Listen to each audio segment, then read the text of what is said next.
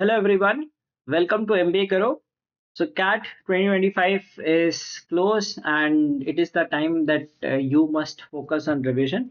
So in this video, I'm going to discuss some arithmetic hacks, the most frequently asked questions, and I will be picking some PYQs and telling that how to go about solving them and also the approaches that you need to remember. तो कुछ basics होते हैं जो आपको ध्यान रखने चाहिए.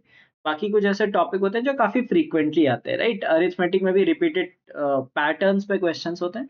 So we'll be looking at some of the challenging, moderate to difficult problems and seeing that how they could be approached during the exam. If you are new to the channel, please don't forget to subscribe to the channel and follow us on social media platforms. So सबसे first and the foremost thing goes about quant test. See, in quant, there is one thing which I would call, मैं एक दो term use करता हूँ. एक होता है micro decision, एक होता है मैक्रो डिसीजन. ठीक है, तो अगर हम बात करें DILR की, DILR and VRC has mix of both. ठीक है, DILR में you have to take macro decision. Basically काफी बड़ा सेट होता है, काफी टाइम लग सकता है. बट QA में क्या है, QA में you have to take micro decisions which are relatively easy to take. ठीक है, माइक्रो डिसीजंस लेने होते हैं, छोटे से डिसीजन है, आपको 1 मिनट में पता चल जाता है. DILR में आपको 5-6 मिनट तक पता नहीं चलेगा कि सेट डुएबल है कि नहीं है.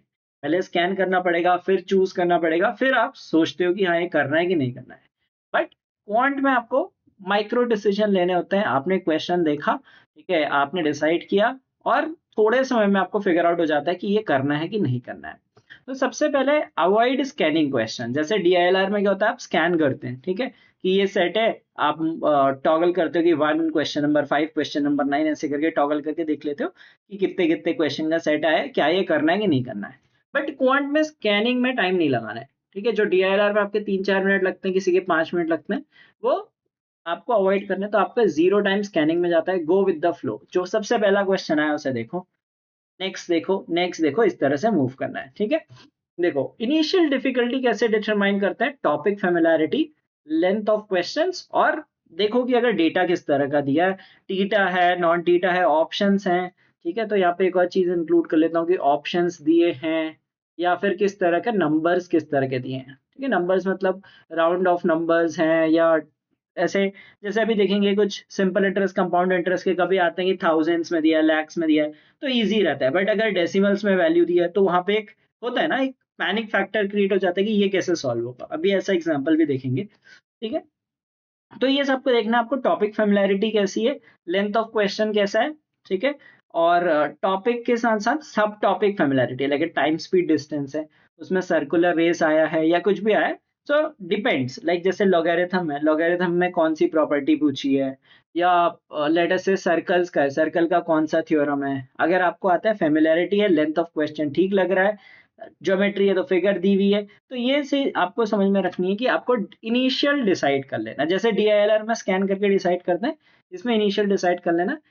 देखो, अगर आप सॉल्व करने बैठते हो जल्द ही आपको पता चल जाएगा. DILR में it takes a lot of time, but in quant it takes less time. So the thing is, in after 1 minute heading nowhere, skip the question. अगर आपको लग रहा है कि ये क्वेश्चन नहीं बन पा रहा है, जस्ट स्किप इट. बहुत सारे क्वेश्चन होते हैं. तो अगर आप देखो मॉडरेट टू डिफिकल्ट पेपर में अगर आप अराउंड 50% भी अटेम्प्ट कर लेते हो तो यू गेट 90. नहीं, मॉडरेट पेपर में 99 percentile is around 50%. Tough paper होगा तो 40% में भी 99 परसेंटाइल आ सकती है. तो 99 परसेंटाइल लाना बहुत बड़ी बात नहीं है, provided you follow these things. Of course पहली चीज तो first and foremost non negotiable condition is आपने सिलेबस कंप्लीट किया होना चाहिए. कई बच्चे कहते हैं हमने अरिथमेटिक अलजेब्रा किया, देखो भाई उससे नहीं होने वाला है. गारंटी ले लो, अगर आप पिछले 2-3 साल के ही पेपर देख लोगे, अरिथमेटिक अलजेब्रा में काफी डिफिकल्ट क्वेश्चन आए थे. अरिथमेटिक में भी जो बच्चों को ईजी लगती थी उसमें भी काफी डिफिकल्ट क्वेश्चन आए थे. तो पहली पहली रिक्वायरमेंट तो है कि आपका सिलेबस कंप्लीट होना चाहिए. अगर आपने नहीं किया तो यू हैव नो एक्सक्यूज कि मेरा स्कोर नहीं आ रहा है. ठीक है, तो वो आपकी गलती है. सेकेंड थिंग, जो आप ये प्रैक्टिस करोगे 1 मिनट में क्वेश्चन स्किप करके नेक्स्ट पढ़ो, तो गारंटी दे रहा हूं अगर आपने सारे सिलेबस पूरा सिलेबस किया तो 99 परसेंटाइल आना बहुत बड़ी बात नहीं है. क्योंकि बच्चे फंसते हैं क्वेश्चन में, right? They try to solve questions taking a lot of time. So that is the approach, that if you are not able to like solve anything, do not panic, just move on to the next question. There will be enough questions जो हो सकता है कि starting में आ जाए, बीच में आ जाए, and में आ जाए, कहीं पे भी हो सकते हैं, आप उन्हें सॉल्व कर सकते हो। तो the thing is go with the flow.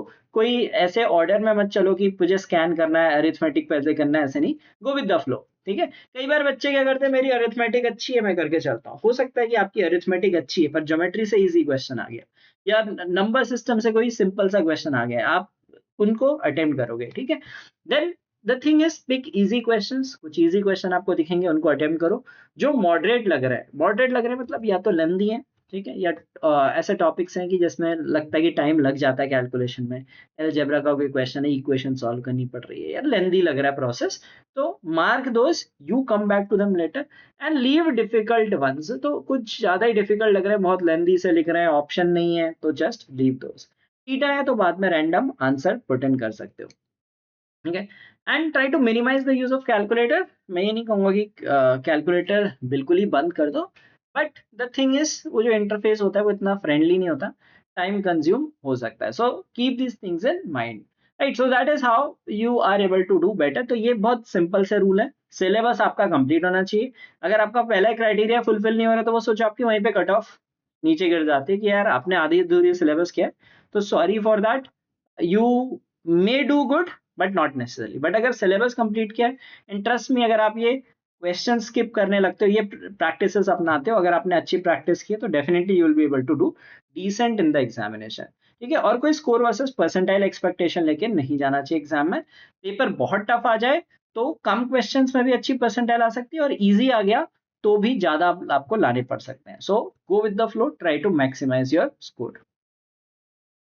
Percentage काफी इंपॉर्टेंट रहता है, तो परसेंटेज बेस्ड क्वेश्चंस फ्रीक्वेंटली पूछे जाते हैं, ठीक है। जैसे 1/5 है, 1/4 है, 1/6 है, ये सारी चीजें, ये परसेंटेज बेस पे, जैसे आपके प्रॉफिट लॉस हो गया, सिंपल इंटरेस्ट, कंपाउंड इंटरेस्ट हो गया, ये सारे क्वेश्चंस इस पे आते हैं। तो percentage should be strong, right. So profit loss, markup, these are all percentages of cost price, ठीक है। Discount is a percentage of mark price.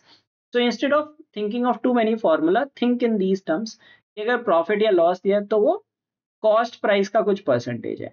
अगर मैं कहता हूँ कि 13% प्रॉफिट, तो मेरे दिमाग में आना चाहिए 113% of cost price. If I say there is 9% loss, it should come to my mind is 91% cost price. Discount is a percentage of mark price, ठीक है। And SICIR percentages of principal. तो अगर आप ये थॉट प्रोसेस के साथ चलते हो तो probably you will be able to solve these questions faster, ठीक है। तो ऑफ कोर्स अगर आपने इस तरह से अप्रोच से पढ़ा है, let us see some questions of recent years. अब ये क्वेश्चन आया था 2020 में। Anil buys 12 toys and labels each with the same selling price. He sells 8 toys initially at 20% discount on the labeled price. Then he sells the remaining 4 toys at an additional 25% discount on the discounted price. Thus, he gets a total of rupees 2112 and makes a 10% profit. With no discounts, his percentage profit would have been. ठीक है, इसका एक map देखते हैं कि आपको profit percentage के लिए क्या चाहिए होता है, ठीक है। प्रॉफिट परसेंटेज के लिए आपको एक कॉस्ट प्राइस चाहिए होता है, प्रॉफिट परसेंटेज प्रॉफिट के लिए आपको कॉस्ट प्राइस चाहिए होता है एंड सेलिंग प्राइस चाहिए होता है, ठीक है। अच्छा, एक चीज ये करते हैं कि he had 12 toys, 8 toys at 20% discount. तो 8 टॉयज को इसने 20% डिस्काउंट पे बेचा, तो दैट मीन्स 80% पे बेचा।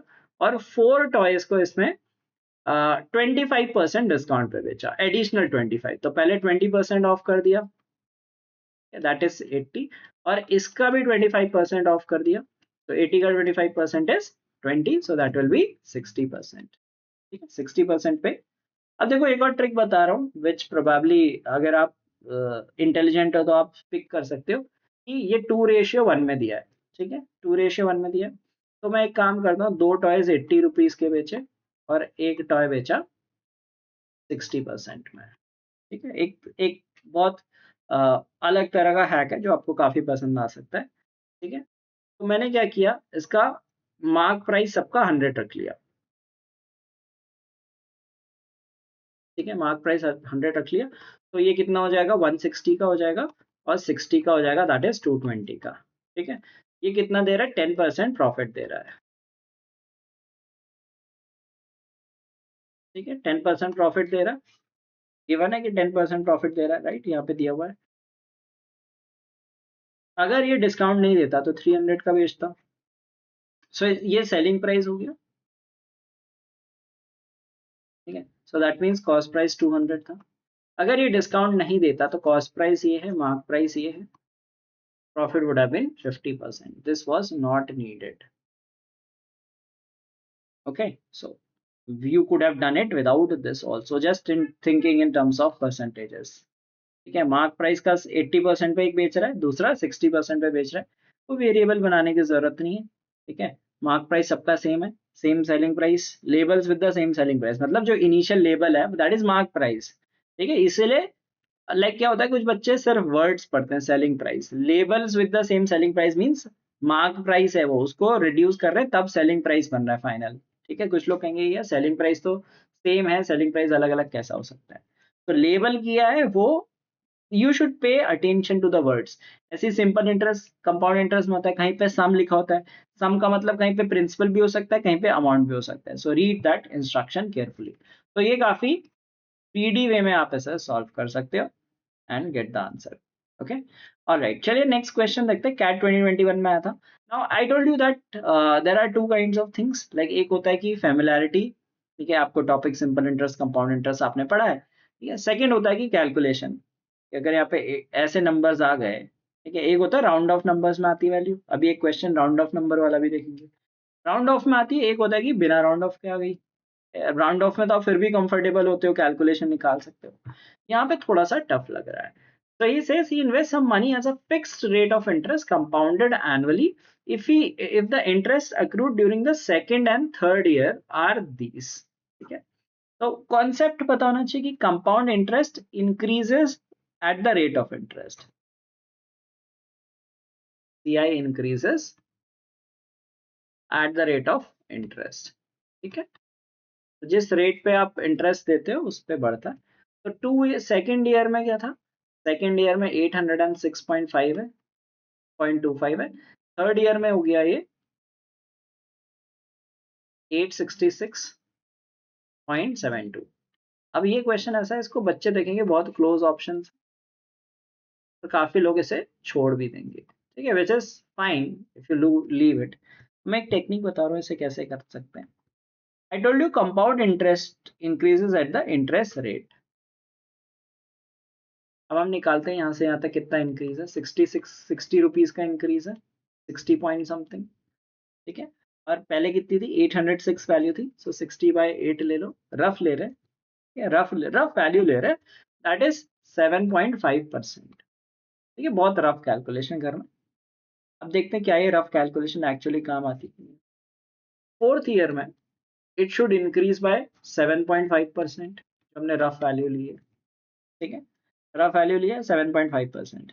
अब 866 का 7.5% कैसे निकालेंगे, मुझे नहीं चाहिए। 806 का मुझे पता है कि 7.5% कितना होता है, इसका हमने 60 ले लिया। ठीक है, 60 का 7.5% कितना होता है, 60 इंटू 7.5 इज 4.5। ठीक है, तो 60 ये था प्लस 4, तो अराउंड 65% हो गया, अराउंड 65 ले लो। ठीक है, आई एम टेकिंग रफली 65 बिकॉज 800 का तो हमें पता है कि 806 का हमने 60 लिया था, 60.47 आया था आपका, एक्स टू बी प्रिसाइज अगर आप ले रहे हो। क्या ये 4.5 है, तो कितना हो गया अराउंड, इसका 60 का 4.5 हो गया, तो 65, रफली 65 हो गया। तो increase by 65 that gives us 931। तो 65 के अराउंड, राउंड अबाउट 65 आएगा। देखो ऊपर वाले का 60 है और हमने कितना ऐड कर दिया, 60, 60 का 7.5 इज 4.5, सो 4.5 और ऐड कर लो, समवेयर अराउंड 64 65। तो 64 65 लोगे, 64 लोगे 830 आएगा, 930 आएगा, 65 लोगे 931 आएगा। Right, close options, you get it done। Okay, so you should know this thing is compound interest increases at interest rate। Some basic calculation hacks, basic percentages निकालना आना चाहिए, that helps you solve these questions fast। Okay, let's see the next question। CAT 2023 supposedly one of the most difficult CAT in the last one decade। अब ये काफी लोगों ने question skip किया होगा, पर देखो इसमें ऑप्शंस कितने फार अपार्ट है।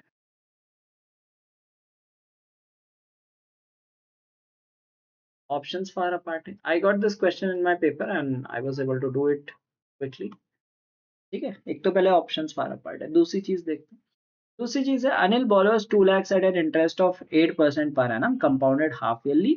He repays 10,320 at the end of the first year and closes the loan by paying the outstanding amount at the end of third year. So he took some loan. He repaid in 3 years. तो पहले साल में उसने कुछ amount पे कर दी और बाकी उसने at the end of third year की. ठीक है, अब इसको कन्वेंशनल वे में कैसे करते हैं. कन्वेंशनल वे में आप ऐसे करते हैं कि आप निकालते अमाउंट आफ्टर 1 ईयर. ठीक है, जो भी निकल के आती से -320 करते, तो ये आपका न्यू पी बन जाता. P2 कह लो इसे. फिर P2 फिर अमाउंट आफ्टर 3 इयर्स क्या होती है, जो P2 है उसका 1+r/100 raised to the power t करके ऐसे आप निकाल लेते हैं. ठीक है, ऐसे निकालते फिर आप टोटल अमाउंट से जितना इंटरेस्ट पे किया वो सब निकालते हैं. वो एक कन्वेंशनल वे एग्जैक्ट वैल्यू निकालने के लिए. ठीक है, बट एक दूसरा कॉमन सेंस वाली बात लगाते हैं. अभी हमने क्या किया था, देखो एक चीज याद रखना, प्रिंसिपल मतलब compound interest and simple interest both are percentages of principal. Okay, simple interest is PRT by 100, or you can say RT percent of R into T percent of P. ठीक है, 8% पर एनम है और 3 years है. ठीक है, तो 3 years है, तो 3 इयर्स में कितना इंटरेस्ट बन जाएगा. SI will be 24% and compound interest is greater than simple interest. पहले ईयर में compound interest simple interest same रहता है, बाकी compound interest will be greater than 24%. 2 lakh का 24% कितना होता है. सिंपल इंटरेस्ट होता तो 48,000 आता, right. So we need to see something which is greater than 48K. तो ये बहुत बेसिक सा क्वेश्चन था. ठीक है, it is not about formulae, it is about being vigilant with the things, the information that is given to you. ठीक है, हर जगह फॉर्मूले नहीं चलते हैं, हर जगह ब्लाइंड कैलकुलेशन नहीं चलती है, कई जगह लॉजिक चलता है. तो ये लॉजिक बेस्ड क्वेश्चन था, काफी अच्छा क्वेश्चन लगा था मुझे कि आप इसे इंस्टेंटली कर सकते थे. इतना सारे आपको झोल नहीं करना है, ये सारा नहीं करना है. सिंपल इंटरेस्ट देखो 8 into 3 24, माइंड में क्लिक हो गया. बट हाँ, क्लिक आप कहोगे कि क्लिक कैसे होगा एग्जाम में, ये प्रैक्टिस से होता है, थोड़ा अंडरस्टैंडिंग से होता है. तो अगर आप चीजों को सिर्फ फॉर्मूले से पढ़ते हो तो definitely you may struggle. But if you learn things logically कि क्या होता है actually interest, then definitely you might be able to solve these questions fast. चलिए एक नेक्स्ट क्वेश्चन देखते हैं. It came in 23, slightly doable one. ठीक है, Veena incurs 19% loss when she sells a product at 4860 to Shyam, who in turn sells this product to Hari. तो Veena sells to Shyam, ठीक है, and Shyam sells to Hari. So she sells at 19% loss, मतलब 81% पे से cell करती and it is 4860. अब क्या होता है, कुछ लोग यहाँ पे कॉस्ट प्राइस निकाल लेते हैं, निकालने की जरूरत नहीं. Then if Beena would have sold this product to Shyam at the purchase price of Hari, तो अगर जिस प्राइस पे हरी को बेचा गया है, ठीक है, उस पे बेचती तो she would have obtained 17% profit. Basically कहने का मतलब है कि she is, अगर ये जो प्राइस है ये 117% ऑफ द कॉस्ट प्राइस है. कॉस्ट प्राइस अभी नहीं निकालते, डायरेक्ट हम भी अब सॉल्व कर सकते हैं. तो हमें क्या निकालना था, मतलब इजी क्वेश्चन है, डिफिकल्ट नहीं है, बट मैं सोचने का नजरिया बता रहा हूँ कि कैसे आप सोच सकते हो. फर्स्ट केस में वो 81% पे सेल कर रही है, दूसरे केस में वो 117% पे सेल कर रही है. ठीक है, she is selling to, not selling to Hari, but Shyam ने हरी को बेचा. अगर वही प्राइस बीना श्याम को बेचती तो 117% होता. तो basically the selling price of for Shyam is 117% of the price of the product. Okay, it is given that the profit made by Shyam पूछा है. ठीक है, profit made by Shyam कितना हो गया, 36%. 36% of C, the whatever is the cost. ठीक है, अब cost हमें कैसे निकालनी है. She incurs 19% loss जब 4860 में बेच रही है, तो जो 81% है ये 4860 है. 81% of cost is equal to 4860. हमें निकालना है 36%. 81% है 4860, 6 टाइम्स दिख रहा है आपको, 6, 8 into 6 60 हो गया. हमें निकालना है 36%. सो 36 into 6 कर लो, 36 into 6 is 216 and a 0. तो आंसर था 2160. ये तो अननेसेसरी फॉर्मूले ये सब लगा के परसेंटेज के टर्म्स में सोचो, you will be able to do it better. Okay, so here's another question which appeared last year. It says Aman invests 4,000 in a bank at a certain rate of interest compounded annually. Okay, if the ratio of the value of investment after 3 years to the value of the investment after 5 years is 25:36. Okay? अब यहाँ पे क्या है कि आपको थोड़ा familiarity होनी चाहिए कंपाउंड इंटरेस्ट किस तरह से ग्रो करता है. तो amount after 3 years, ratio amount after 5 years is 25:36. ठीक है, जिसको डायरेक्ट क्लिक हो गया बहुत अच्छी बात है, प्रैक्टिस की होगी समझते होगे तो डायरेक्ट क्लिक हो जाएगा. ठीक है, बहुत अच्छा क्वेश्चन लगा था मुझे कि ये काफी इजीली आप कर सकते थे. अब मैं बताता हूँ अगर डायरेक्टली क्लिक नहीं हो रहा तो amount after 5 years is P 1 plus r by 100 raised to the power 5 on p 1 plus r by 100 raised to the power 3 which is 36/25. ठीक है, इसको मैंने ऊपर ले लिया, इसे डिनोमिनेटर में ले लिया.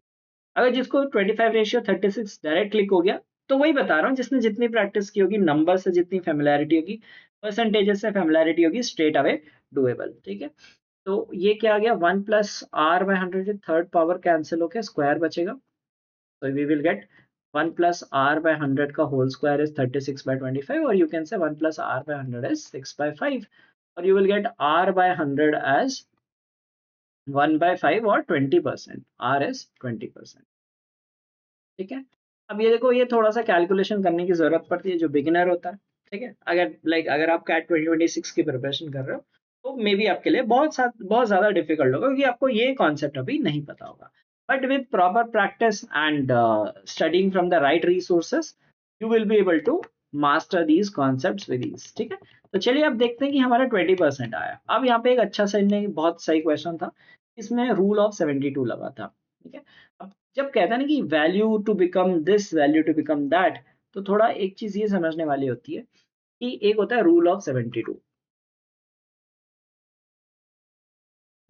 रूल ऑफ 72 क्या कहता है, अगर कंपाउंड इंटरेस्ट है उस केस में जो अमाउंट होती है वो डबल्स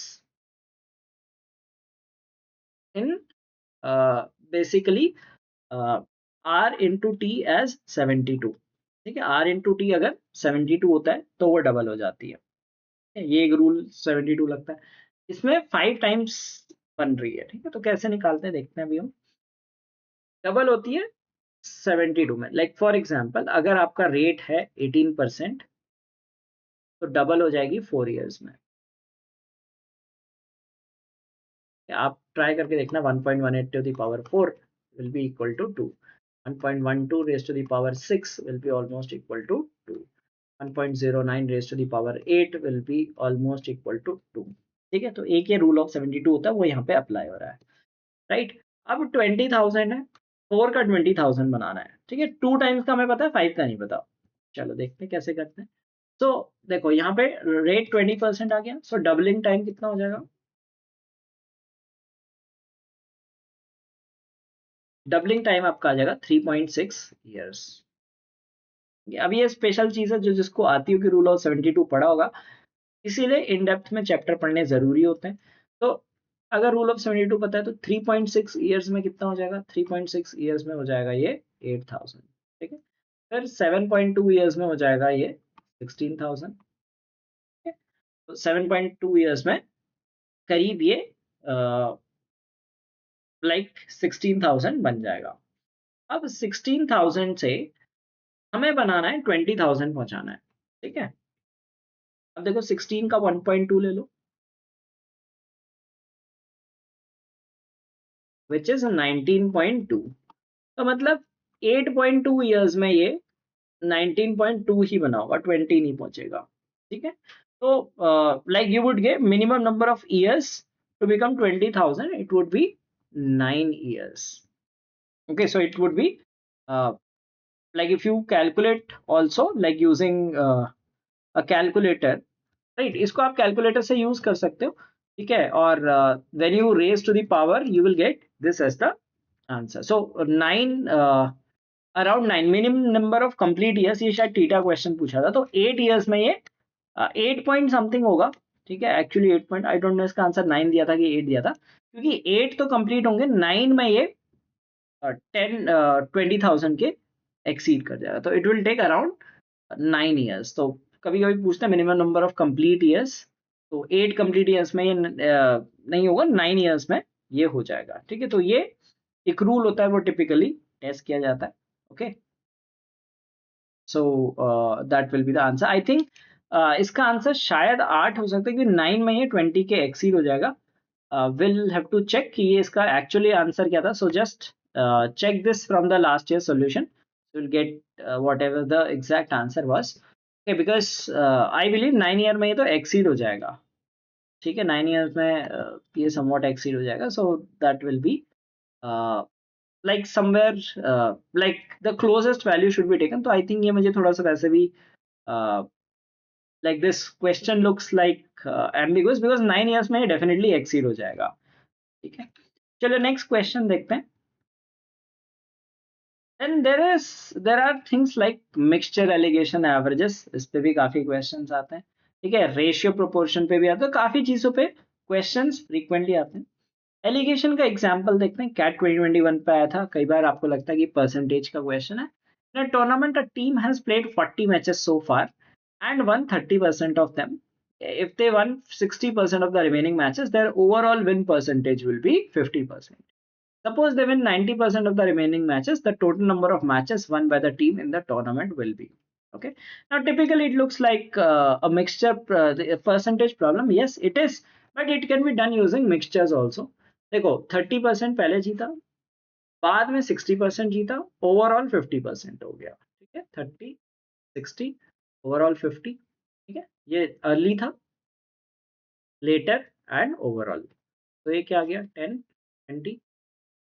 तो बेसिकली 1:2 में मैचेस होने चाहिए। 40 मैचेस पहले खेले थे, तो earlier 40 matches, later they played 80 matches, ठीक है। तो अब आप वेरीफाई भी करना चाहो तो वेरीफाई भी करके दे सकते हो, ठीक है। So what is asked is that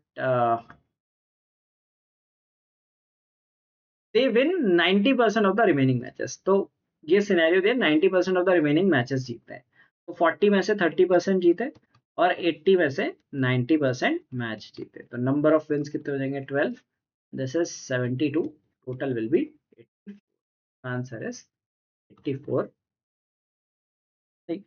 तो एलिगेशन से भी इस क्वेश्चन को किया जा सकता है। In an examination, the average marks of a student in section A and B are 32 and 60. This is one of my favorite questions. ठीक है, काफी challenging question था ये। A and B के 32 and 60 है। Number of students in section A is 10 less than that in section B. The average marks of all students across both sections is an integer. Average marks integer है। Difference between maximum and minimum possible number of students in section A is. तो काफी challenging question था। अब इसे of course आप allegation से ही करोगे, but equation विक्वेशन बनाने की जरूरत नहीं है, लॉजिक यूज करते हैं, लॉजिक, ठीक है। कई लोग इसे इक्वेशन से करते हैं, लेट अस से the number of students is n and all those things, n plus 10, वैसे मैं बिल्कुल नहीं करूंगा, लॉजिक यूज करेंगे। लॉजिक कैसे यूज करेंगे, suppose it says that 32 and 60, अगर मान लो दोनों, एक बहुत सिंपल सा लॉजिक यूज करते हैं, अगर दोनों में बराबर होगा, ठीक है, दोनों क्लास में बराबर स्टूडेंट्स होंगे, average will be exactly in between, okay. If both have same number of students, okay, average will be in between. ये आपको थोड़ा पता होना चाहिए एलिगेशन का रूल, कि जैसे जैसे जिस साइड का वेट ज्यादा होता है, एवरेज उस साइड शिफ्ट होता है, ठीक है। तो अगर दोनों क्लासेस में इक्वल स्टूडेंट्स होते तो एवरेज 46 होता। Since section B has more students, section A is 10 less, so B में ज्यादा स्टूडेंट्स है, तो that means average should be incline towards B. तो जो आपका जो ऐसे वो कहते हैं ना उसे सीसॉ वाला कॉन्सेप्ट लगता है, कि जिस साइड वेट ज्यादा होगा उस साइड एवरेज शिफ्ट होता है, ठीक। सेंटर ऑफ मास या जो भी, जिस तरह से भी आप विजुअलाइज करना चाहो, कि जिस साइड ज्यादा स्टूडेंट्स होंगे उस साइड एवरेज शिफ्ट होगा। तो अगर बराबर स्टूडेंट्स हैं तो 46 होगा, ठीक है। अब एवरेज कहाँ से कहाँ तक जा सकता है, एवरेज दिया हमें इंटीजर होता है, तो हम पहले लोएस्ट लोअर साइड में देखते हैं। लोअर साइड में लेट अस सी कि एवरेज 47 होगा तो क्या होगा, ठीक है। 47 एवरेज मान लेते हैं, ए में 32 है, बी में 60 है, ओवरऑल 47 आ गया। हमने क्या करा, हमने करा 13 और ये आ गया 15, ठीक है, 13 and 15. It says that number of students in section A is 10 less. तो ये 13x और 15x हो गया. क्या हम 75 और 65 स्टूडेंट्स ले सकते हैं? ए में 65 स्टूडेंट्स, बी में 75 स्टूडेंट्स, पॉसिबल है. तो एक एंड हमने देख लिया. अब दूसरा एंड एक्सट्रीम देखना है, जब बी में बहुत ज्यादा स्टूडेंट होंगे. अगर बी में बहुत ज्यादा स्टूडेंट होंगे, ये हमें ए में ज्यादा स्टूडेंट हो गए, ठीक है. देखो कैसे ज्यादा, ये मैक्सिमम वाला कैसे आ गया. अगर यहाँ पे सिर्फ ये क्वेश्चन पूछा, इन्हें बहुत ही डिफिकल्ट पूछ दिया कि मैक्सिमम और मिनिमम का डिफरेंस बताओ. अगर मैक्सिमम पूछते तो आप 65 कर लेते. कैसे कर लेते? क्योंकि आपको पता है कि अगर ए और बी दोनों बराबर होंगे ऑलमोस्ट, तो एवरेज 46 पे होगा. तो एवरेज जैसे जैसे ए छोटा होता रहेगा, बी बड़ा होता रहेगा, एवरेज 50 ना 60 की तरफ आएगा. ठीक है, जैसे जैसे बी में बहुत ज्यादा बच्चे होंगे, एवरेज 60 की तरफ शिफ्ट होगा. अब ये मैक्स नंबर हो गया. अब मिनिमम निकालते हैं. मिनिमम निकालने के लिए हम ट्राई करते हैं कि कैन वी हैव 59. ठीक है, अगर हम 59 रखते हैं तो this will be 1 and this will be 27. 1:27 में 10 का डिफरेंस आ सकता है? Not possible, right. 10 का डिफरेंस आएगा नहीं, मिनिमम ऑफ 1 और 27. so 59 is not possible. if you put 58, it will be 2 and 26. Again 10 का डिफरेंस नहीं आ सकता. 1:13 आ रहा है. ठीक है, सिंप्लीफाइड फॉर्म में लोगे तो 1:13 है. 10 का डिफरेंस नहीं क्रिएट कर सकते. If you take 57 with 3 and 27, okay, then again the ratio is 1:9. 10 का डिफरेंस नहीं आ सकता है. Next, if you try 56, 4 and 24, which is 1:6. 4:24, तो हम 2 और 12 स्टूडेंट्स ले सकते हैं. ए में 2 स्टूडेंट्स और बी में 12 स्टूडेंट्स. पॉसिबल है? yes, it's possible. It is 2 and it is 65. The difference is 63. So one of the most difficult questions with a beautiful logic and done in a logical manner rather than simplifying through equations. अब यहाँ पे कुछ लोग रखते हैं n students ले लो, n+10 ले लो, ये निकालो, ऐसे ऐसे करके वेटेड एवरेज निकालो. वो सब नहीं, लॉजिक यूज करो यार. लॉजिक यूज करो ना. अगर बराबर स्टूडेंट्स होंगे तो एवरेज बीच में पड़ेगा. ठीक है, क्योंकि बी में ज्यादा स्टूडेंट्स है, average shifts from 46 higher side को शिफ्ट हो जाएगा. ये लॉजिक लगाओगे. Logically if you solve quant ना, there are many questions which can be done much faster way. ठीक है, ये एक स्टैंडर्ड क्वेश्चन होता है, काफी रिपीटेडली आते रहता है एग्जाम्स में. From a container filled with milk, 9 liters are drawn and replaced with water. Next replacement फिर से 9 लीटर हो रहा है, and volume of milk and water is 16:9. Capacity of the container is. ठीक है, तो इसका एक डायरेक्ट रिलेशन होता है रिप्लेसमेंट फॉर्मूला का.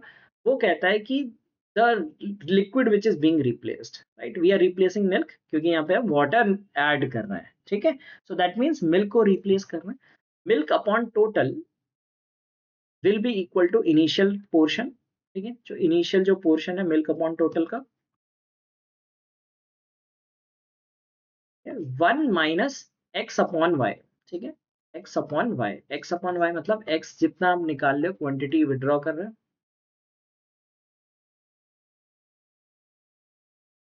अपॉन जो आपकी वॉल्यूम है.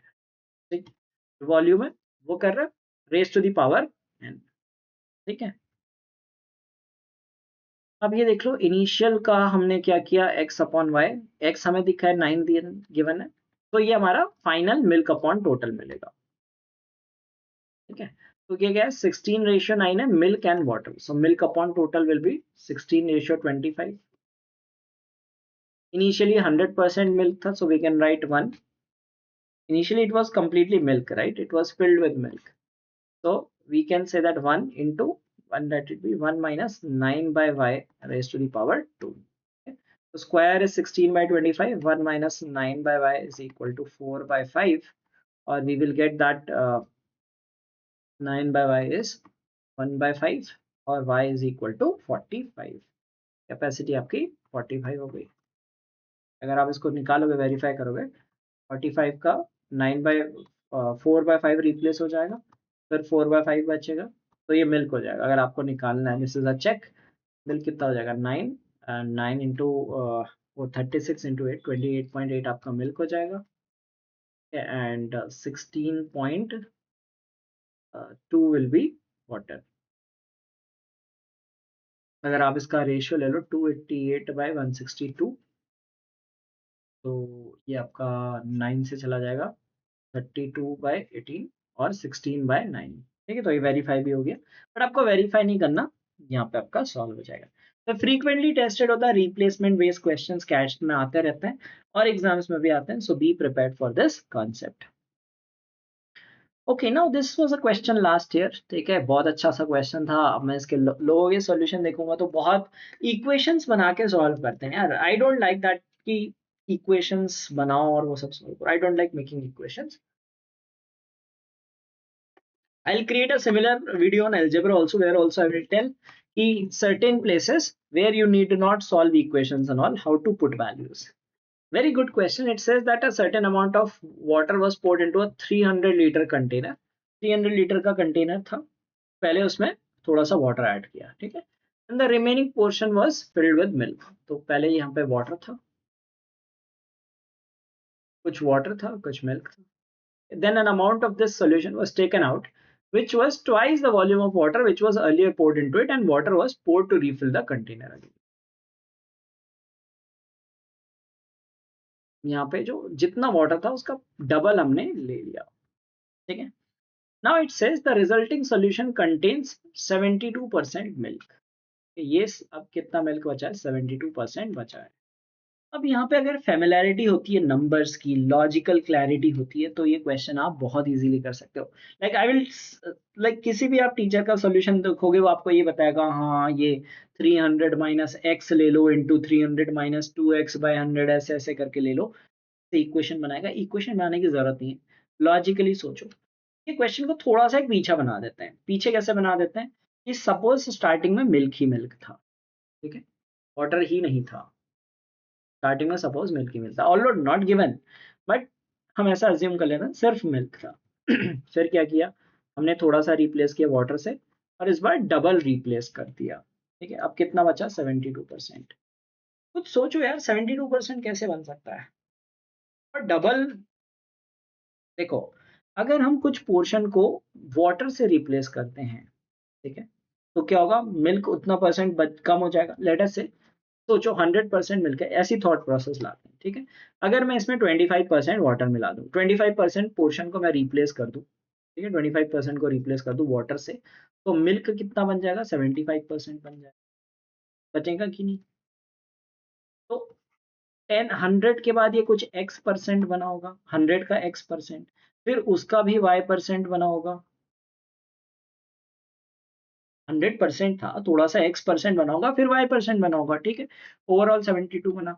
अब देखो यहाँ पे वही चीज होती है कि जो आप जो 99.9 परसेंटाइलर्स होते हैं वो ऐसे सोचते हैं, वो रादर इक्वेशन नहीं बनाते हैं. पॉसिबल ही नहीं है कि इक्वेशन बना के आप इन क्वेश्चंस को सॉल्व करके आप बहुत अच्छा स्कोर कर सको, ठीक है. तो अगर आप ये क्लिक करो कि 90 इंटू 80% इज 72%, क्या ये थॉट आ रहा है? इसीलिए कह रहा हूँ कि ये जो नंबर्स का खेल है ना, इट्स अबाउट नंबर्स. कई लोग नंबर सिस्टम ही नहीं करते हैं, क्योंकि नंबर सिस्टम नहीं करते हो तो आपके नंबर्स की थॉट प्रोसेस ही डेवलप नहीं होती. नंबर सिस्टम नहीं करते, सिर्फ फॉर्मूले में कूदते हैं, या परसेंटेजेस करो थोड़ा सा. इस सेंस में अगर चीजों को समझोगे ना, तो ये क्वेट आपके लिए मतलब रिलेटिवली जो बहुत डिफिकल्ट है. Now I am not saying कि हर हर क्वेश्चन ऐसे स्ट्राइक हो जाएगा आपके साथ, प्रैक्टिस के साथ हो जाएगा. And with the right methodology, if you learn, like if you learn from mentors like me who have aced the examination year on year, every examination you name, every examination I have aced all examinations. Okay, why is it that I'm able to solve such things very fastest? Because I think through these cases. और कभी मुझे लगता है कि हाँ बहुत ज्यादा लेंदी है, I just move on leaving that question aside, ठीक है. बाद में मैं सोचता हूँ कि हाँ यार इसे कैसे बेटर वे में सॉल्व किया जा सकता. तो always look for the best ways to solve it, ठीक है. क्या ये थॉट प्रोसेस आ रही है? 90% और 80%, 72% है, आ रही है तो ग्रेट, ठीक है. Then you have is the examination. ये बहुत डिफिकल्ट क्वेश्चन था, हार्डली 5% बच्चे सॉल्व कर पाए होंगे, ठीक है. अगर मैं सोचूं इसका 90% बचाऊंगा और इसको क्योंकि डबल भी हो रहा है, तो यहाँ पे अगर मैं कहूँ कि 10% वाटर था और हमें यहाँ पे 20% जो है वो वाटर ने ऑक्यूपाई कर लिया, तो ये क्या पूछ रहा है? The amount of water in litres that was initially poured. यहाँ पे 10% पोर किया था, 30 लीटर्स आपका आंसर आ जाएगा, ठीक है. वेरीफाई करके देखना है, देख लो. 270 मिल्क था, ठीक है, और 30 वाटर था. अब इससे अगर आप 60 निकाल दोगे, ठीक है, तो आपको मिल्क निकालना है ना, 270 का 1 माइनस 60 आप निकालोगे बाहर, क्योंकि यहाँ पे आप कह रहे हो कि 20% हो गया, मतलब जो जितनी क्वांटिटी पहले थी उसका डबल कर लिया। तो आप यहाँ पे 60 बाहर निकालोगे और कहोगे आउट ऑफ 300, ठीक है। और आपको देखो यहाँ पे 216 आपका आंसर आएगा, देख लो 270 इंटू 240/300। अगर आप ये चेक करोगे, so this is 9/10, 24 into 9, 216। So that's how you get the answer 216। सही बैठ रहा है, ठीक है। तो थॉट प्रोसेस की बात है, आप किस तरह से सोचते हो। अगर फॉर्मूले से ही सोचते हो तो फिर सॉरी, क्योंकि कई बार आपको कुछ अलग तरह की थिंकिंग भी होनी चाहिए, मतलब आपको पीछे का रीजन पता होना चाहिए कि क्या कर रहे हैं, ठीक है। टाइम, स्पीड, डिस्टेंस और टाइम एंड वर्क के पीवाईक्यूज कर लेना, काफी क्वेश्चंस रिपीटेड कॉन्सेप्ट्स में आते हैं, जैसे सर्कुलर मोशन पे आ जाता है, like to and fro, like starting from 2 points, एक एक ट्रेन यहाँ से स्टार्ट हो रही है वहां पे जा रही है, ठीक है, मीटिंग पॉइंट के बाद टाइम ले रहे हैं, तो वो सारे कॉन्सेप्ट्स होते हैं। कुछ क्वेश्चंस इसके देखते हैं। ये 2021 में क्वेश्चन आया था, ठीक है, circular, like Meera and Amal they walk, ठीक है, and then like they along a circular tag, ये सब दिया था। If they walk in the same direction in 45 minutes, Amal completes 3 more rounds than Meera. If they walk in opposite directions, they meet for the first time exactly after 3 minutes, ठीक है। तो एक चीज को समझते हैं कि जो सेम डायरेक्शन में, सब ऑपोजिट डायरेक्शन में मीटिंग होती है, तो द रिलेटिव स्पीड होती है a+b, और अगर सेम डायरेक्शन में जा रहे होते हैं तो रिलेटिव स्पीड होती है a-, ठीक है। और इसमें मीटिंग का मतलब क्या होता है, इसका मीटिंग का मतलब होता है 1 complete round together, 1 complete round together. इसमें मीटिंग का मतलब होता है 1 extra round bye faster person, ठीक है। इसका मतलब ये होता है। अब यहाँ पे 2 सिनेरियोस दिए। पहले सिनेरियो क्या, if they walk in the same direction, ये वाला same direction, 45 minutes, Amal completes 3 more rounds than Meera, ठीक है। तो 45 मिनट्स में, ठीक है, Amal and Meera completes x rounds, Amal completes x+3 rounds, ठीक है। ये हमें एक सिचुएशन दी है। और सेकंड सिचुएशन दी है, if they walk in opposite directions, they meet for the first time exactly after 3 minutes. तो बेसिकली देखो, दोनों मिल के, ठीक है, मिल के 3 मिनट्स में राउंड कंप्लीट कर ले रहे हैं, ठीक है? तो देखो 3 मिनट्स में अमल प्लस मीरा एक राउंड कंप्लीट कर दे रहे हैं। अब इसे कैसे सोच सकते हैं, दूसरे सिनेरियो जो वो ऐसे ही घूम रहे हैं ना, सेम डायरेक्शन में घूम रहे हैं, उसको opposite low, suppose if they were moving in opposite directions, ठीक है।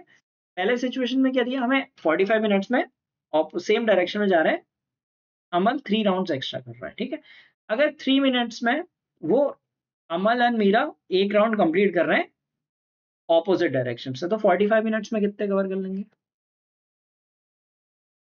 45 मिनट्स में। बहुत अच्छा लॉजिकल क्वेश्चन था। 45 मिनट्स में दोनों मिलकर 15 राउंड्स कंप्लीट कर लेंगे। सपोज वो दोनों एक डायरेक्शन, ऑपोजिट डायरेक्शन में घूम रहे होते तो 15 राउंड्स कंप्लीट कर लेते, ठीक है। तो अब यहाँ पे क्या है कि अमन 45 मिनट्स में 3 राउंड एक्स्ट्रा कर ले रहा है मीरा से, ठीक है। पहले सिचुएशन में अगर वो सेम, दोनों लोग टुवर्ड्स ईच अदर घूम रहे होते या ऑपोजिट डायरेक्शन में जा रहे होते तो 15 राउंड्स कंप्लीट कर लेते। यहाँ पे गिवन है अमल 3 राउंड एक्स्ट्रा कर लेता है, तो that means in 45 minutes Amal can complete 9 rounds, Meera can complete 6 rounds, ठीक है। तो निकल गया, Meera can complete 6 rounds in 45 minute and Amal can complete 9 rounds. Logic समझ के आ गया ना। 45 मिनट्स में टोटल 15 राउंड्स कंप्लीट होंगे। टोटल कैसे होंगे, टोटल कैसे निकलते हैं, जब दोनों एक साइड चल रहे हैं तो टोटल निकलना ना। अगर 1 कंप्लीट टुगेदर, तो अगर सेम डायरेक्शन में चल रहे हैं तो 45 में 3 मिनट्स में एक राउंड कर रहे हैं, 45 में 15 कर लेंगे। ऑपोजिट में एक्स्ट्रा राउंड निकल जाते हैं तो 3 एक्स्ट्रा हो गए। तो हमने a+b और a-b निकाल दिया ना, a+b is 15, a-b is 3 which is given to us. So that means A is taking 9 rounds and M is taking 6 rounds. Number of rounds Meera walks in 1 hour. तो 45 minutes में 6 rounds हो रहे हैं, 60 में हो जाएंगे आपके, क्रॉस मल्टीप्लाई कर लो, 60 इंटू 6/45 गेट 8 राउंड्स। ठीक है, लॉजिकल क्वेश्चन था, आप ऐसे कर सकते थे। Okay, let's say the next question which appeared in last year, काफी frequently आया हुआ टॉपिक होता है कि जब दो लोग मीट करते हैं, ठीक है, ये सर्कुलर में भी अप्लाई होता है। कभी ऐसा आता है कि दे मूव्ड एंड जहां से मीट किया वो इतने टाइम में पहुंच गया, उतने टाइम में पहुंच गया। ठीक है, इसका डेरिवेशन भी बहुत सिंपल होता है।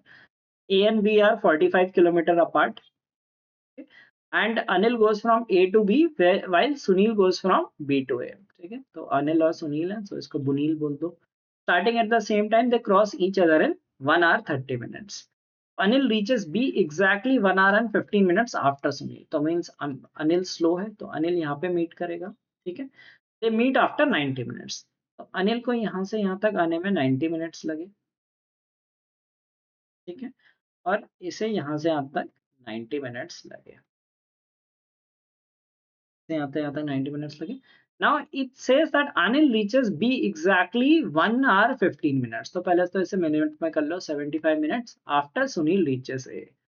सुनील यहाँ से यहाँ तक सपोज x मिनट्स में रीच करता है, तो Anil will take x plus 75 minutes to reach from this point. Let us say they meet at point P से भी 75 मिनट्स एक्स्ट्रा लगते हैं। ठीक है, तो डायग्राम भी बनाती है, वैसे अगर आप डायग्राम नहीं भी बनाओ, जिसने ये टॉपिक करा है वो समझ जाएगा कि कैसे करते हैं। ठीक है, अब इसमें क्या करते हैं, देखो अगर हमें इनकी स्पीड्स का रेशियो निकालना है, ठीक है, since the distance is constant, speed is inversely proportional to the time.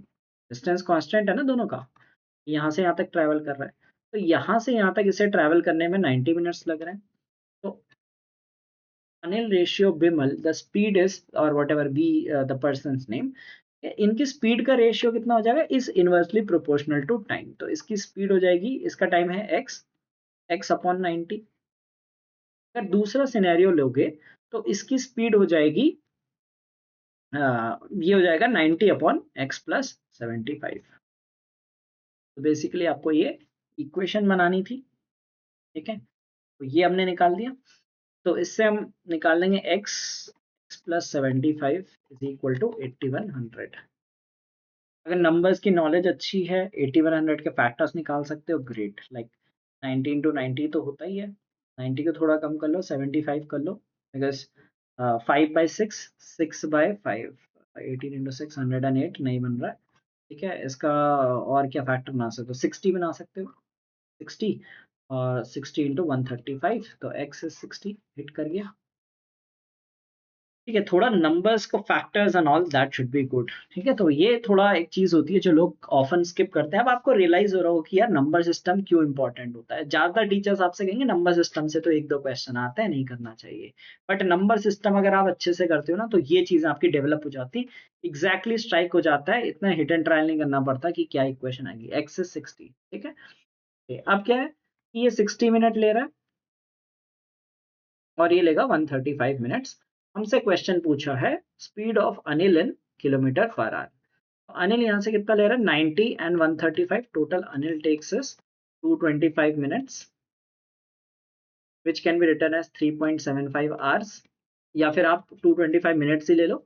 हमें निकालना है kilometre per our, 45 kilometre distance है, अपॉन आवर्स में कन्वर्ट कर लो, 225 अपॉन 60, और you can write it 60 over here. 45 into 5 is 225, yes, 12 kilometre per our. ठीक है, तो ये कॉन्सेप्ट फ्रीक्वेंटली पूछा जाता है कि रेशियो ऑफ स्पीड्स। ठीक है, और इसमें एक वो जो टाइम वाला कॉन्सेप्ट होता है कि लाइक अगर स्पीड, अगर जो मीटिंग के बाद जो टाइम होता है ना, मीटिंग के बाद टाइम टेकन होता है, तो time let us say they meet and the time taken is T1 ratio T2 is inversely proportional to S2 upon S1। तो रेशियो ऑफ स्पीड का रिवर्स रेशियो होता है। ठीक है, तो इससे आप रेशियो ऑफ स्पीड भी निकाल सकते हो। लाइक अगर आप इनकी रेशियो ऑफ स्पीड निकालोगे, तो A ratio B, the speed will be, speed of A ratio B will be equal to under root of जो टाइम ले रहे हैं, ठीक है, 135 एंड 60, तो उसका रिवर्स ले लोगे। ठीक है, बी जो टाइम ले रहा है उसको ऊपर ले लोगे, 60/135 दिस 15 से चला जाएगा 4/9 और 2/3। उनका रेशियो ऑफ स्पीड, तो कई बार ये रेशियो ऑफ स्पीड पूछते हैं, एक स्टैंडर्ड तरीका है रेशियो ऑफ स्पीड पूछने का, तो काफी स्टैंडर्ड क्वेश्चन है। टाइम स्पीड डिस्टेंस आपने किया है, you could be able to do this. Okay, अब ये क्वेश्चन देखते हैं, काफी इंटरेस्टिंग क्वेश्चन है। आज शायद मेरे ग्रुप में भी लोग ये क्वेश्चन डिस्कस कर रहे थे, I did not answer it there, thought of taking it here. It's a very good question. It says a boat takes 2 hours to travel downstream from a river from port A to port B and 3 hours to return to port A. Another boat takes a total of 6 hours to travel from port B to port A and to return to port B. If the speeds of the boats and the river are constant, then the time in hours taken by the slower boat to travel from port A to port B is। ठीक है, ये time taken है। अब देखो इसे किस तरह से बहुत स्मार्ट वे में किया जा सकता है। पहले एक कन्वेंशनल वे भी बता देता हूँ, अगर स्मार्ट वे काम ना करे तो कन्वेंशनल वे में कैसे करोगे। ठीक है, तो चार तरह की स्पीड्स होती है, down speed, boat and stream. Boat 2 hours ले रही है और 3 hours रिटर्न ले रही है, तो क्या हो गया, टाइम है 2:3। टाइम 2:3 है तो स्पीड होनी चाहिए 3:2, मतलब अपस्ट्रीम टू डाउनस्ट्रीम। तो ये ए से बी जा रही है, ठीक है, तो ए अपस्ट्रीम है, डी बी डाउनस्ट्रीम है। ऑब्वियसली कॉमन लॉजिक लग रहा है ना, क्योंकि नीचे जाते समय स्पीड ज्यादा होगी। ठीक है, 2 घंटे में पहुंच रहे हैं तो that means it is going downstream. तो down ratio up, this is down ratio up, 3:2 है, तो अगर हम इसे 3:2 ले लें तो ये हाफ एवरेज आ जाता है 2.5 and half. Let us make it simple, let us take it 6, 4, 5 and 1, or let's put a variable x, 5x, x and 6। ठीक है, ये हो गया बोट 1 का। सेकंड बोट है, उसकी स्पीड तो अलग होगी। Takes a total of 6 hours to travel from B to A and return to port B, और इसकी हमें स्पीड नहीं दी है। ठीक है, तो इसकी स्पीड, स्ट्रीम की स्पीड तो वही रहेगी क्योंकि सेम रिवर पे जा रही है, isn't it? It's saying that it is going on the same river। ये boats and the rivers are constant, मतलब बोट की रिवर्स स्पीड अलग होगी। ठीक है, डिफरेंट बोट है तभी तो टाइम अलग लग रहा है। तो इसकी स्पीड आप मान लो y। ठीक है, तो ये आपके आ जाएगी y माइनस एक्स और y प्लस एक्स, और फिर आपको दिया कि टोटल 6 hours लग रहे हैं, तो टोटल डिस्टेंस आप मान लो d। d अपॉन इसको ऐसा कर सकते हैं, क्योंकि ये 12 hours यहाँ पे डिस्टेंस ले रहा है। ठीक है, 2 hours ले रहा है तो डिस्टेंस आपका 12x हो गया। 2 hours ले रहा है ना यहाँ से यहाँ तक, तो 12x upon y plus x plus 12x upon y minus x, that is equal to कितना आ रहा है आपका 6 hours। फिर आप इसको सॉल्व करोगे, ठीक है, क्वाड्रेटिक की इक्वेशन बनेगी और ऐसे ऐसे आप सॉल्व करोगे, x और y का रेशियो आएगा, फिर आप निकाल पाओगे। ठीक है, तो बहुत गंदा तरीका है, कर सकते हैं आप सॉल्व, ट्राई टू सॉल्व, देखना कैसे निकल के आता है। होपफुली किसी ने अगर प्रीवियस ईयर सॉल्यूशन बनाए होंगे उसने इसका सॉल्यूशन ऐसे ही कुछ बनाया होगा। ठीक है, ऐसा ही बनाया होगा। ठीक है, कहते हैं वाई एक्स ले लो और फिर एक्स और वाई का रेशियो निकाल लो, इससे रेशियो निकल के आ जाएगा, इक्वेशन बनेगी ना एक्स और वाई के टर्म्स में, वाई और एक्स का रेशियो निकल के आ जाएगा, कुछ कुछ रख के, फिर वैल्यूज वैल्यूज रख के, चाहे आप यहाँ पे डिस्टेंस आप 12 and 10 ऐसे रख लो। ठीक है, अब अगर आपको सिंपल रखना है तो एक काम कर लेते हैं कि डिस्टेंस हम 12 रख लेते हैं, दैट 6, 4, 5, 1 हो गया। ठीक है, ये हम यहाँ पे x का एक वेरिएबल हटा देते हैं, इसे स्पीड y मान लेते हैं, y plus 1, y minus 1, x हमने 1 ले लिया। ठीक है, तो उससे हमारा सिंपल बन जाएगा, टोटल डिस्टेंस हो जाएगा 12, 12 upon y plus 1 upon 12 upon y minus 1 equal to 6। आपको y निकालना है और फिर आपको अकॉर्डिंगली आपको निकालना है time taken by the slower boat to travel from port A to port B. Port A से port B means downstream speed निकालनी है। ठीक है, डाउनस्ट्रीम स्पीड निकालनी है, तो ये आपको ये वाला टाइम निकालना है बेसिकली। ठीक है, ये आपको निकालना है, तो इसको आप जैसे सॉल्व करोगे तो ये बेसिकली, मैं इसको कर ही लेता हूँ क्योंकि ये अब दिख रहा है, तो ये 1 हो जाएगा, 2 हो जाएगा, 2 हो जाएगा, राइट। तो ये हो जाएगा 2y-2, ठीक है, और y प्लस 1 से कर देंगे plus 2y+2 is equal to y square minus 1। ठीक है, y 4y is equal to y square minus 1, y square minus 4y माइनस 1 इक्वल्स टू 0। ठीक है, तो y की वैल्यू कितनी आ जाएगी, y will be equal to 8 plus minus b square minus 4ac, sorry, 4 minus b plus minus 4 square is 16, 16 plus 4 is 20, root 20 by 2, so 2 plus √5, 2 plus √5 आ जाएगा answer. ठीक है, 2 प्लस √5 आ गया। अब 2 माइनस √5 नहीं लेंगे क्योंकि नेगेटिव हो जाएगी, स्पीड नेगेटिव नहीं हो सकती। ठीक है, तो 2 प्लस √5 आ गया। अब हमें क्या निकालना था, हमें ये निकालना है कि ये टाइम कितना लेगा। तो 12/2 प्लस √5, फिर ऐसे सॉल्व कर लोगे, 2 माइनस √5 इंटू 2 माइनस √5, तो ये आंसर आ जाएगा आपका 24 minus 12 √5 2 square is 4, 4 minus 5 is 1 minus 1, तो ये आ जाएगा 12 √5 माइनस 24, यानी कि 12 टाइम्स ऑफ √5 माइनस 2, ये आंसर आपका आ जाएगा। ठीक है, ये हमने कर दिया कन्वेंशनल अप्रोच से। हो गया, डन डन। 5-6 मिनट लगाओगे आराम से, 5-6 मिनट लगेंगे। अगर स्लो हो तो मे बी 7-8 मिनट। अगर आप ये क्वेश्चन करने बैठ गए, पेपर में हार्डली 8-7-8 क्वेश्चन हो पाए। ठीक है, डेफिनेटली ये करने वाला नहीं था, बट मैं आपको एक अमेजिंग तरीका बता रहा हूँ जो आपको बहुत, शायद बहुत कम लोग बताएं। ठीक है, लॉजिक प्लस कैलकुलेशन। तो you need two things to ace quant, logic plus calculation. ठीक है, तो अगर आप कैट 2026 के एस्पिरेंट हो तो ये ध्यान दो कि try to follow educators who ace the examinations. ठीक है, बिकॉज जो वो मेथड बताएंगे ना वो अलग होंगे। बेसिक तो ठीक है, कॉन्सेप्ट आपको समझ में आएंगे, लेकिन आप क्रैक, जो आप कॉम्पिटेटिव एग्जाम में जो आप कहते हो ना 99 परसेंटाइल पहुंचानी है, तो वो उन्हीं तरह से आएंगे। ठीक है, लेट्स नाउ सी दिस। इसे बहुत लॉजिकल वे में करते हैं। कैसे करेंगे, पहले आपको बताना चाहिए कि √5 की वैल्यू कितनी होती है। √5, एक रिक्वेस्ट आपसे रहेगी कि √2 से लेकर √10 तक के जो जो रेडिकल्स हैं उनकी वैल्यू नोट कर लेना।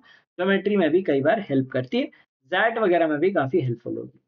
√5 की वैल्यू होती है 2.236। ठीक है, तो पहले मैं क्या करूंगा, सारे ऑप्शंस को चेक कर लूंगा। अब देखो, अब किस तरह से हम करेंगे। 3 minus √5, it is 3 into point, that is 67। Okay, so 0.77 आ गया आपका। okay? So that will be equal to 2.31. √5 minus 2 is 12 into point, like 23 into 12, 0.23 ले या 24 ले लेते हैं।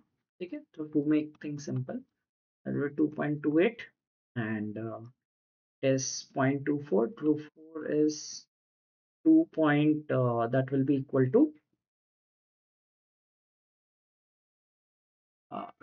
0.24 into this is 288, isn't it? That will be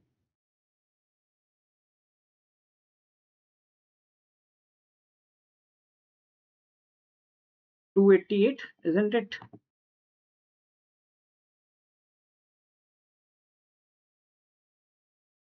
3 plus √5. 3 is 9. 9 plus 3 plus √5, that is 5.24. ये आ जाएगा 3 into √5 minus 1, 1.24। ठीक है भाई, हम अक्सर क्या करते हैं ना, ऑप्शंस को नहीं देखते हैं। अब देखते हैं, ए से बी जाना है और बी से ए आना है। ठीक है, अब देखो कि ये है जो जो नॉर्मल बोट थी वो 2 आवर्स ले रही थी और वापस आने के 3 आवर्स ले रही थी। ये जो पहली बोट थी ये 2 आवर्स नीचे जाने के ले रही थी, ये 3 आवर्स ऊपर आने का ले रही थी। ठीक है, तो क्या हो गया कि 2 आवर्स जब नीचे जाने का ले रही थी और 3 आवर्स लेने का ले रही थी, तो टोटल 5 आवर्स लग रहे थे। दूसरी बोट लाइक टोटल 6 आवर्स ले रही है। ठीक है, अब देखो इसमें क्या है कि कांस्टेंट स्पीड नहीं है, स्पीड ऑफ स्ट्रीम भी इन्वॉल्व है। तो रफली 1.2 टाइम्स ले रही है। अब देखो रफली 1.2 हम क्यों ले रहे हैं, एग्जैक्टली 1.2 नहीं ले रहे, क्योंकि speed of stream is also involve. Right, वहां पे सिर्फ बोट नहीं है। तो अगर हम कहें कि ये 5 आवर्स में से 2 आवर्स ले रही थी, विच इज रफली 40%, तो it should take approximately 2.4 hours, approximately. ठीक है, क्यों हम 2.4 एग्जैक्ट नहीं लेंगे, क्योंकि जो टाइम है वो स्पीड ऑफ स्ट्रीम भी इसमें इन्वॉल्व है। ठीक है, यहाँ पे सिर्फ बोट की स्पीड नहीं है, अगर बोट की होती तो हम सीधे डायरेक्ट प्रोपोर्शन लेते, speed of stream is also involve, so रफली 2.4 होगी। Now we can easily rule out these options. अच्छा, तो इसका आंसर आइडियली ये आ रहा है, आंसर ये होना चाहिए, but may be I made mistake in the first case. क्योंकि आंसर भी ये था, आई जस्ट रिमेम्बर्ड कि जब मैंने पहले सॉल्व किया हुआ था ये क्वेश्चन, आंसर ये था इसका, like because when I solve properly that time, may be जो पहले अभी अटेम्प्ट किया वो आप चेक कर लेना, अपोलॉजीज फॉर दैट। तो ये आंसर नहीं होगा, आंसर यही होगा 2.28। देखो ये तो 3 आवर से ज्यादा ले रहे हैं, तो पॉसिबल ही नहीं है। अगर डाउन जाने में 3 आवर से ज्यादा ले रही है तो अप आने में तो बहुत टाइम लग जाएगा। ठीक है, तो हम क्या करते हैं, हम ऑप्शंस को इग्नोर कर देते हैं। अगर आप ऑप्शंस को देखो तो probably you can solve things much faster. तो आपका आंसर ये होगा जो मैंने पहले किया था, उसमें कोई मिस्टेक है तो please do let me know in the comments कि उसमें क्या मिस्टेक हुई थी, so that I get to know. मैं बाद में चेक करूंगा कि क्या मैंने मिस्टेक की थी, but for now the thing is you need to solve it this way. Be vigilant with options. तो जो रूट 2 से लेके रूट 10 तक के वैल्यूज होती हैं, रूट 2, रूट 3, रूट 5, रूट 6, ये वैल्यूज नोट कर लेना, sometime it can come very handy to you. Okay, now this was a question which was asked last year, typical time and work question. ठीक है, इसमें क्या है कि Amal and Vimal together complete a task in 150 days, Vimal and Sunil can complete in 100 days। ठीक है, अमल अब ये कुछ कंडीशन दी थी, so let us take the total work as LCM of these two, so let us say the work is 300 units, so Amal plus Vimal will do 2 units, and Vimal plus Sunil can do 3 units in a day। अब यहाँ पे एक तरीका बता रहा हूँ कि इसको कैसे कर सकते हो। अगर आपको डिफरेंस लोगे तो you will get Sunil minus Amal will be equal to 1, और let us say Amal does x units in a day, तो सुनील करेगा x plus 1 units in a day. ठीक है, और विमल करेगा 2 माइनस x यूनिट्स। चेक कर लो, x 2 माइनस x तो x प्लस 1 बन जाएगा। ठीक है, ये करना था इसमें। Amal starts working and works for 75 days। Amal 75 days काम कर रहा है। फिर विमल काम कर रहा है 135 days, and Sunil takes and completes in 45 days। Amal की एफिशिएंसी x यूनिट्स है, this is 2 minus x and this is x plus 1। तो टोटल वर्क कितना हो जाएगा, 75x plus 270 minus 150x plus 45x plus 45, that is equal to total 300 unit. ठीक है, तो अब इसको x के लिए सॉल्व कर लेते हैं। 75 प्लस 45, 120 माइनस, सॉरी ये होगा 135x, 135 into x is 135x, 75 minus 135 plus 45, 120 minus 15x, this is 215, 270, and 270 plus 45, 315, so x will be 1। तो अमल 1 यूनिट करता है, विमल 1 यूनिट करता है, एंड सुनील 2 यूनिट्स करता है एक दिन में। ठीक है, अब ये साइक्लिसिटी बेस्ड क्वेश्चन था। Amal had started the task alone and worked on all days, तो अमल हर दिन काम करेगा, and so on. Vimal had worked on every second day, तो विमल इवन नंबर में काम करेगा, 2 4 6 ऐसे करके।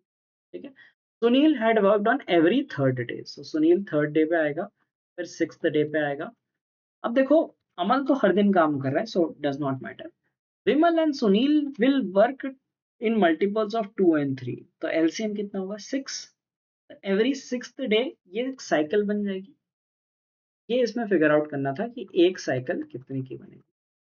ये डिफिकल्ट क्वेश्चन था, डेफिनेटली एग्जाम में राउंड 3 लास्ट में करने वाला था। तो 6 days की साइकिल बनेगी, तो 6 days में हम निकाल लेंगे कितना काम होता है। ये तो अमल 1 करेगा, यहाँ पे विमल के साथ है तो 2 यूनिट्स हो जाएंगे, this will be 3 units, 2 units, 1 units, and total of, तो एक साइकिल में हो गए 6 10 13 यूनिट्स। 6 days में 13 यूनिट्स हो रहा है, नंबर ऑफ डेज निकालने टोटल। तो अगर हम देखें कि 20 से मल्टीप्लाई करेंगे तो 120 डेज में 260 हो जाएंगे। अनदर वी कैन पुट 3 मोर, ठीक है, 39 और ऐड हो सकता है, isn't it? So that means 18 more days, 3 cycles और हो जाएंगी, तो 138 डेज में 299 यूनिट्स कंप्लीट हो गए। ठीक है, 23 साइकिल्स। तो हमने ऐसे राउंड ऑफ नंबर से करा था, अगर एग्जैक्ट डिवाइड करोगे तो 23 complete cycle. 23 cycles means 138 days में 299, then Amal will work on the 139th day to complete the work, so the answer is 139 days। काफी अच्छा क्वेश्चन था, कैलकुलेशन बेस्ड था। ठीक है, तो है कि कई बार आपको हैवी क्वेश्चंस मिल सकते हैं। ठीक है, so be prepared for these things and do not just rely. कई लोग क्या करते हैं, सिर्फ सोचते हैं अरिथमेटिक अलजेब्रा करके हो जाएगा, क्योंकि आपको गलत चीज बताई जाती है। ठीक है, तो सिर्फ अरिथमेटिक अलजेब्रा पे भरोसा मत करो, क्योंकि हो सकता है अरिथमेटिक से बहुत लेंदी क्वेश्चन आ जाए। देखो कैसे कैसे क्वेश्चन आए हुए हैं। On the flip side number system से काफी इजी क्वेश्चन भी आए थे। अब ठीक है, आपने अगर 24 की 25 की प्रिपरेशन कर ली, good, but if you are a CAT 2026 aspirant and happen to watch this video, तो बहुत सिंसियर एडवाइस है कि कई चीजें कवर करनी बहुत जरूरी है। And if you are a CAT 25 aspirant and have seen this video, recommend this to CAT 26 aspirants so that make a right choice and follow the right advice rather than just studying selectively। ठीक है, क्योंकि हो सकता है आपने time and work किया हुआ है, लेकिन उसका क्वेश्चन इतना लेंदी आ जाए। इससे बेटर है कि आप कोई अच्छा क्वेश्चन करो, जो टॉपिक आप सपोजिटली छोड़ के जा रहे थे उससे इजी क्वेश्चंस आ सकते थे। ओके, चलो let's see the next one. Amount of job Amal Sunil. देखो अमल बहुत फेमस नाम है, कैट में कई बार पूछा जाता है। ASK do in a day are in harmonic progression. ठीक है, हार्मोनिक प्रोग्रेशन क्या होता है? हार्मोनिक प्रोग्रेशन होता है इसका, अगर आप 1/AP, अगर आप उसका रेसिप्रोकल लोगे तो वो AP में होगा। तो amount of job is basically efficiency, इनने दी है, HP में दी है। तो टाइम टेकन जो होगा ना, टाइम टेकन आपका अरिथमेटिक प्रोग्रेशन में होगा। ठीक है, and it says Kamal takes twice as, so let us write these names, ASK. Kamal takes twice as time as Amal to do the same amount of job. If Amal and Sunil work for 4 days and 9 days respectively, Kamal needs to work for 16 days to finish the remaining job. Then the number of days Sunil will take to finish the job working alone is। ठीक है, तो काफी challenging सा question था। Of course कई लोगों को तो यहीं पे छोड़ दिया होगा कि उन्हें हार्मोनिक प्रोग्रेशन नहीं पता होगा। So let's see this, how are we going to attempt this question. ठीक है, तो पहले हमें क्या दिया कि the thing which is given to us is that time is in the amount of work is in HP, तो time will be in AP। ठीक, Kamal takes twice as much time as Amal। ठीक है, तो अमल अगर x days लेता है तो कमल 2x days लेगा। Time is an arithmetic progression. ठीक है, क्या दिया? टाइम अरिथमेटिक प्रोग्रेशन में हमें दिया था एफिशिएंसी हार्मोनिक प्रोग्रेशन में, तो ये 1.5 डेज लेगा। तो आप इसको ले लो 2x 3x 4x, ये टाइम लेगा। अब इनका रेशियो है 2 3 4, तो वर्क ले लो सपोज 12 यूनिट्स। ठीक है, तो इसकी एफिशिएंसी कितनी हो जाएगी? 6 4 और 3। बहुत अच्छा क्वेश्चन था। ठीक है, वर्क है 2 4 3 4, तो एफिशिएंसी हो जाएगी 6 4 3। तो ये उनकी एफिशिएंसी का रेशियो है। अब क्या करना है? Amal and Sunil work for 4 days and 9 days. तो अमल ने 4 डेज में काम, देखो अमल, सुनील एंड कमल। सुनील की एफिशिएंसी है 4, कमल की है 3। कमल ने 4 डेज काम किया, सुनील ने 9 डेज काम किया एंड कमल ने 16 डेज काम किया। तो टोटल वर्क कितना निकल जाएगा? 24 प्लस 36 प्लस 48, ये 108 यूनिट्स आपका वर्क हो गया। ठीक है, 108 यूनिट्स वर्क हो गया। ठीक है, तो वर्क आपका 108 हो गया। The question is asking the number of days Sunil will take. तो सुनील की एफिशिएंसी क्या है? सुनील की एफिशिएंसी 4 है। Answer is 27। यहाँ पे आपको हार्मोनिक प्रोग्रेशन का मतलब पता होना चाहिए था, otherwise this question was doable. ठीक है, इजी क्वेश्चन था, ज्यादा डिफिकल्ट नहीं था, बट हाँ आपको हार्मोनिक प्रोग्रेशन पता होना चाहिए। Okay, so you can see that even these topics, the supposedly the ones that are asked in arithmetic, can have difficult questions। तो हमने जो typically questions देखे इनमें से hardly कुछ एक easy थे, mostly moderate to difficult थे। बीच में 2017 में बहुत easy पेपर था, 2019-20 में moderate था, और अभी पिछले 2 3 सालों से challenging रहा है। तो what my advice is, do not rely on selective topics। और हमने कुछ एक टेक्निक्स देखी क्वेश्चन सॉल्व करने की, which you can use, and we had created a playlist if you want to brush up your techniques, September sprint for cat। So watch that, it will help you build the thinking ability to solve a variety of questions in smart ways। So we wish you all the best for CAT. We'll be coming up with videos on algebra and geometry as well, because mostly वही आता है.